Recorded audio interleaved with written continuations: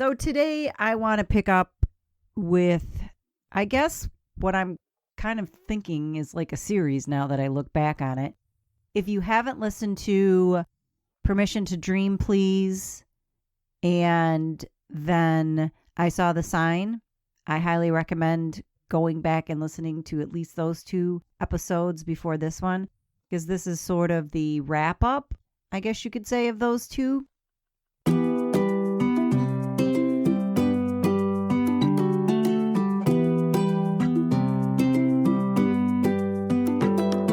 Welcome to The Onion Peel, a show where we get real, raw, and honest about life.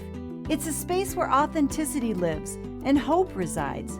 The Onion Peel is a place where we peel back the layers of our stories and discover the unexpected flavoring that each one brings.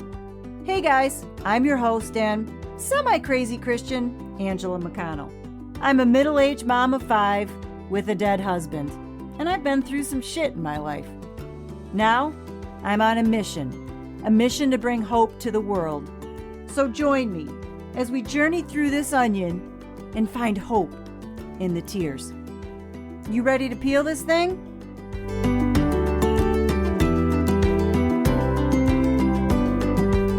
Hello, hello, hello. Hi, guys. How is everybody? Hope you had a good couple weeks. Welcome to this edition of The Onion Peel. Glad you're here. Glad you're with me. I miss y'all. I really do. I was just thinking the other day that, man, I wish I could just sit down and have a back and forth conversation with everyone. See how y'all are really doing. But that is not the case. So here we are.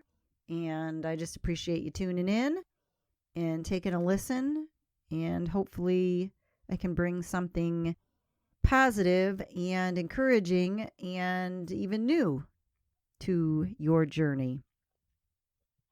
So today I want to pick up with, I guess, what I'm kind of thinking is like a series now that I look back on it. If you haven't listened to Permission to Dream, Please, and then I Saw the Sign, I highly recommend going back and listening to at least those two episodes before this one, because this is sort of the wrap up, I guess you could say, of those two. It starts with me discussing what it is to learn to live again after coming off of something difficult. And part of that is giving yourself permission to dream.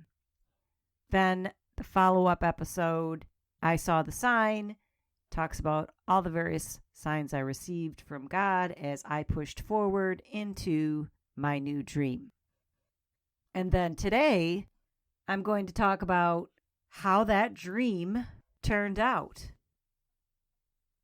In a nutshell, what I gained and what the kids gained from our experience was something completely different than what I thought it was going to be. And I think there's just such a great gleaning of information to be had from what we went through. However, let me just say that there is an important ingredient to the insight that I gained from my experience, in that time was needed.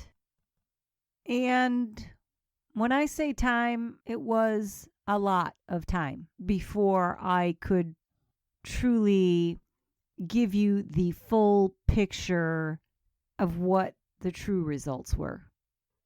This perspective that I'm going to share took me years to get here. But that's how it works sometimes, isn't it?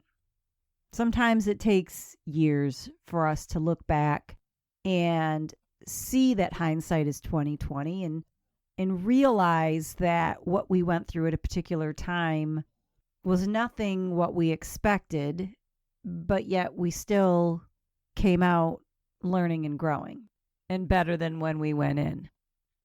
And that's exactly what happened as we started diving into the opening of this business down in Georgia. So let's pick the story up. There I was, took the last 2 cents to my name, And I had signed the paperwork for the LLC June 1st, went down at the end of June to start to look for office space, signed the lease for office space in July, and had Drew move down in August. So things moved very quickly, literally within a couple months. So now we have the business up and running. Again, it was a service industry, so didn't take a lot. Computer and a desk or two, a couple signs that say we exist and we're open, and we were off. And speaking of signs, I can't tell you how much I relied on those signs that I got from God. Those signs that I received were my bedrock. They were my footing, my foundation. Anytime during this process that I had any type of self-doubt or was questioning what I was doing, I always went back to the signs that I had received. And every time they would reassure me, and I just knew that this whole thing was going to work. That this has to be a go. And that it's going to end up amazing. Because there's no way that God would have given me such elaborate messages and not have this thing work out. And so I felt pretty confident. And I have to say, things kind of fell into place pretty nicely. And I can't tell you the life that this whole new avenue brought into my spirit, into my soul, into my being. And to the kids too, to all of us. It was like someone had put an oxygen mask on our face and we were being given pure, clean air to fill our lungs. That's what this dream did. That's what stepping out into this change gave to us. And that's what dreams do. And that's why you should free fall into them. And why I'm hounding so much about them. Because although it is beyond terrifying to actually take the leap, once you do it, man, your sails just fill with the wind and your soul gets a chance to soar. And, you might get thrown off course a little bit or a lot of it. And that's what I'm going to continue to share in this episode. But in the end, it doesn't matter because you're going to hit your mark no matter what. Moving forward in the story, the kids and I would go down to Atlanta whenever we could. We were down there a lot. I needed to be down there just to check up on things, do what I could do to help Drew. And so I was down there probably at least every 6 weeks. The kids were not much different than that. There'd be many times I would just take them out of school for a Friday and a Monday so we could do a long weekend kind of thing. And then when you've got Thanksgiving and Christmas and midwinter break and spring break and then summer, honestly, we were down there all the time. The drive wasn't bad. Could do it in a day. It was a long day, but totally doable. And I'm telling you, every single time we crossed that state border and saw that sign that said, "Welcome to Georgia," I literally could feel my breathing change. It was like, I'm home. And my heart just felt whole. And to this day, I'm going to tell you right now, Atlanta is home to me. It is absolutely home to me. More so than the place I've lived up north here for 50 years of my life. Now, one could logically ask the question, how can you feel like that's home when you were only there probably 15 times out of your life? How can a small fraction of time in one place compare to your entire existence? Why is it such a strong feeling of home? Well, my answer to that would be that when you are in the exact place that you are supposed to be, it feels familiar. It feels right. It feels complete. Welcome to being in God's perfect will. That's what it feels like. Home. So during these times that the kids and I would go down, we would go exploring as a family. This was going to be our new home eventually, and we wanted to learn as much as we could about it. Let me tell you, I was a Google machine, and I found all kinds of really awesome things to do, from the botanical gardens, which I highly recommend, just gorgeous, to museums, to parks. If you happen to ever go down to Atlanta, Georgia at Christmas, you gotta go to the Pink Pig. It's at Macy's at Lenox Square Mall. It is totally cheeseball central, which is why I think it's so special. But it's an Atlanta foundational Christmas festivity that, honestly, you just have to do it at least once in a lifetime. You can thank me later. We found fun places to eat and the best ice cream shop, and which malls were our favorite, what place has the best tacos, even found the best mechanic to fix our cars. We just had so much fun discovering everything about our new home. We loved the weather. There is nothing like a Georgia night. I don't know how to explain it other than it's just warm and smooth all night long. Perfect. And then there's the people. So nice, so helpful, so friendly. Man, that Southern hospitality, just melts me every time. We just loved Atlanta. It was simply home.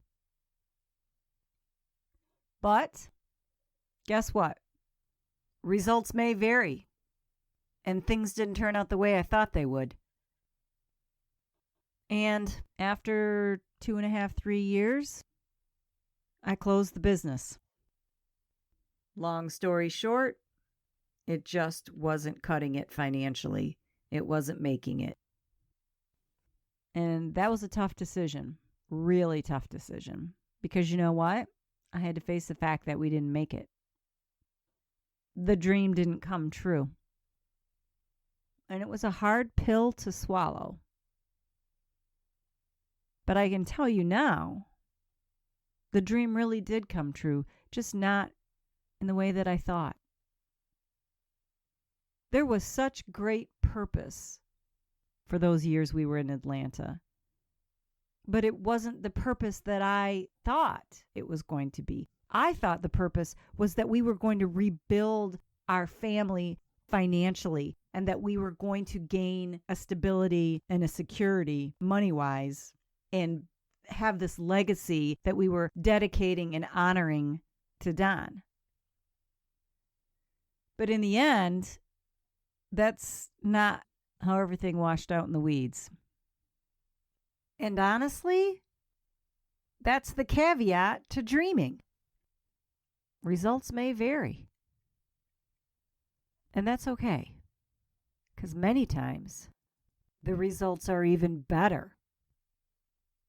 What I learned once time provided me perspective was that everything that Atlanta was exactly what it was supposed to be. It was never going to be about becoming financially secure. That's what I thought, but that was never what was intended by God from the beginning. However, we were still required to be in Atlanta for what He wanted to do. The signs that I received were to tell me, yeah, keep stepping out. And more importantly, don't chicken out. I can't reveal to you that this isn't exactly how the dream's going to unfold, but I can reveal to you and encourage you to make sure that you take the leap. I mean, how many times has that happened to all of us, where we think we got it all figured out just to end up with pie on our face? I mean, I thought we were going down to Georgia to start new, but I didn't know that in order to start new, we were going to have to heal first. And that's ultimately what it was all about. And now looking back, I can see the method to God's madness. I got it. But I certainly didn't at the time. At the time, when I had to close those doors and we had to say goodbye to our beloved Georgia, I just thought I messed up, that I failed. I thought that I obviously got it wrong. I read the signs wrong. I felt foolish. I felt like a failure. And my confidence completely tanked because I had gone from being so self-assured, even in the scariness of it all, I really truly believed this thing was going to go. And so for it to not go, I kind of thought I was crazy. I mean, what had I been thinking? It was only until time was allowed to enter in that I could gain the true vision of what Atlanta was really about. It was about being able to close the old in order to heal the wounds. Yes, it was about rebuilding, just not financially. That was such a small mindset on my part. The dream was way bigger than I had dreamt it, you see. But it took an open mind, an open heart, and the passage of time to see it. I eventually saw that by us heading down there every 6 weeks gave us a focus that was greater than our grief. And that going to Atlanta was an escape. And I'm here to tell you guys, it's okay to escape. I don't know why people say, well, you're just trying to run away or escape. Look, it's okay to run away sometimes. I mean, at some point, you got to stop and face the music. But it's okay to walk away for a little bit. It's okay to go collect yourself. It's okay to step out of your bullshit. It just is.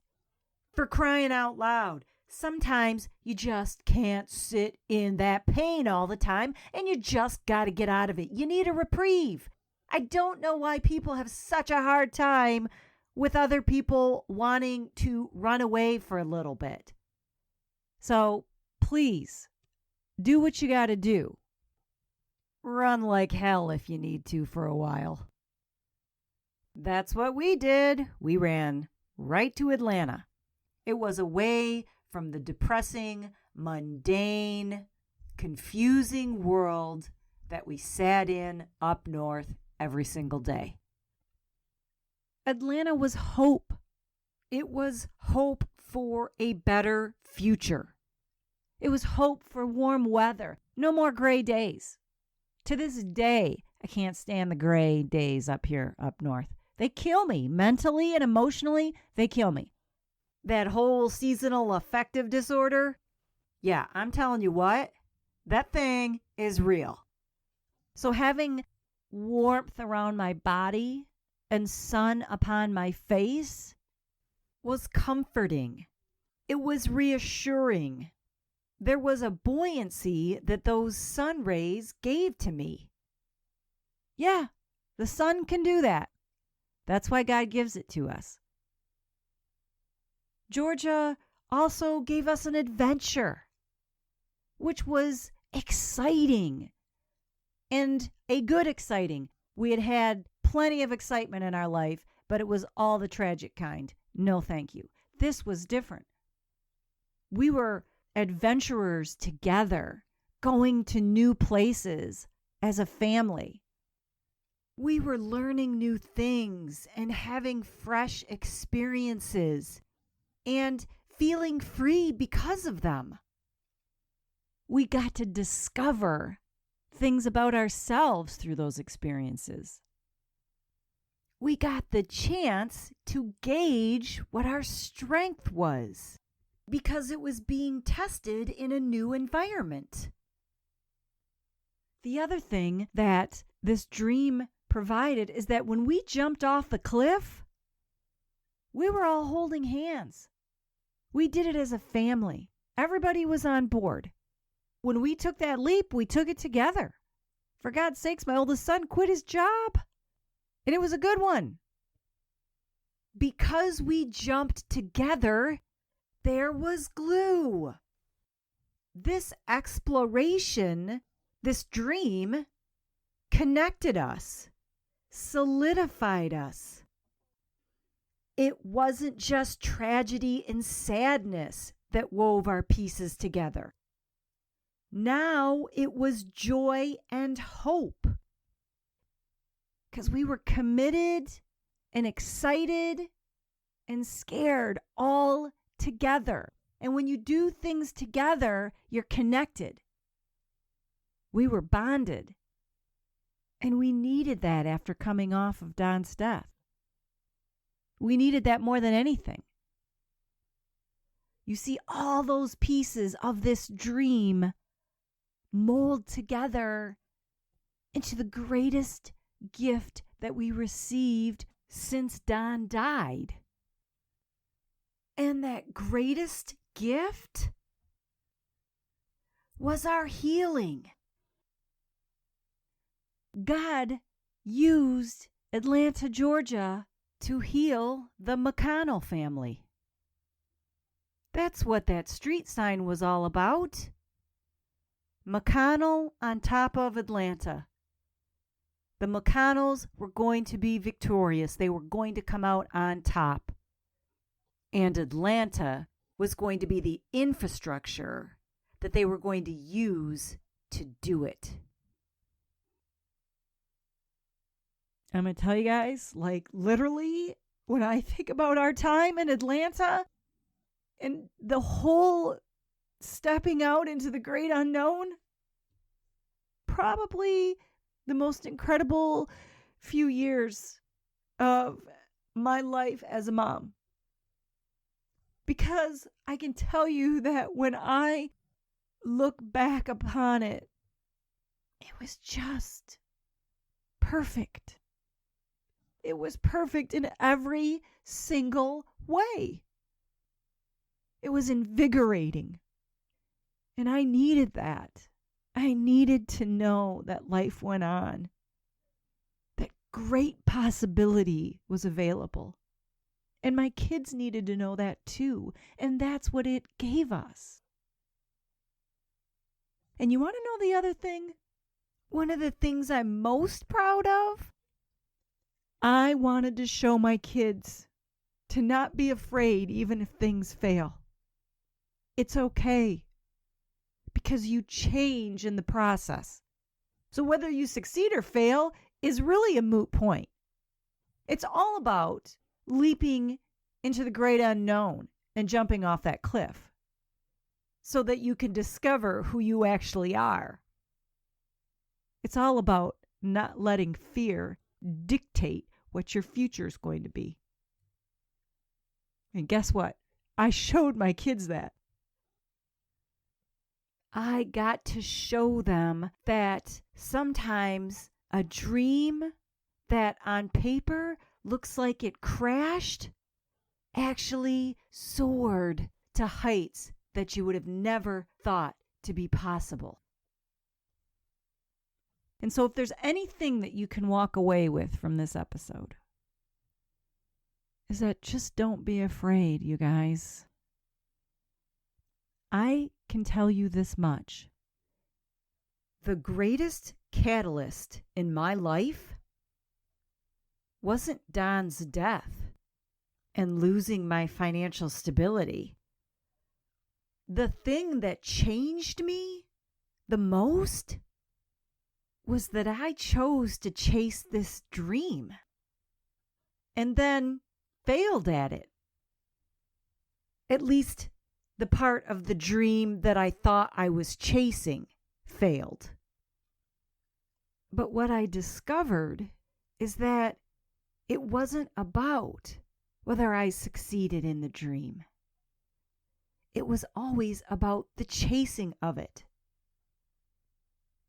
It's about self-discovery, and the only way that we can learn things about ourselves is if we step out of our box, we pop our bubble, we push fear away, and we walk forward into what we don't know.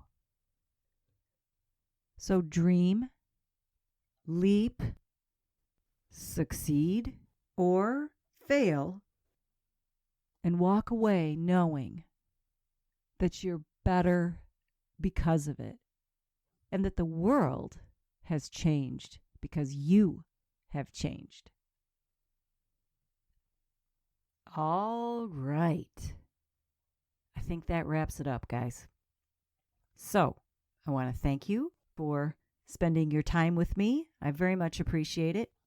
And I would love it if you would go on Apple iTunes and write me a review. That helps so much. And please subscribe to wherever you listen to podcasts so you know when I drop a new episode. And please like, share, follow. I'm on Facebook, Instagram, TikTok. Of course, you can always find me at theonionpeel.com. And there it be. It's time to put this onion back in the bin until we talk again. I hope you guys have a totally unexpected, of course in the best way, day. See you guys.